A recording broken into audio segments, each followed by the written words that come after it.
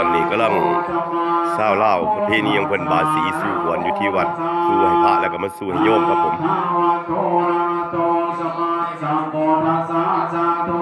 เป็นประเพณีอีกรูปแบบหนึ่งของศาสนาครับของชาวบ้านมัคคทายกทั้งหลาย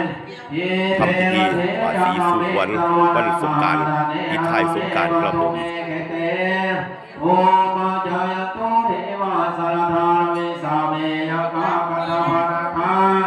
อิรันตาสันติเกยมุนิวัจนังสัทโธเมโสนันโตโอมาจาภคาของเสิน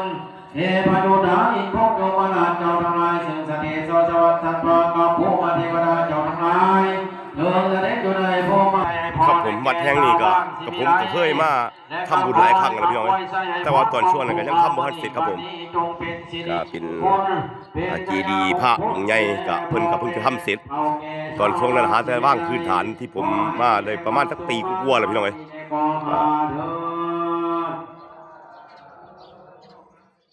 ครับผมวัดว่าอารามชนบทของชาวลาวครับพี่น้องเพื่อนบ้าน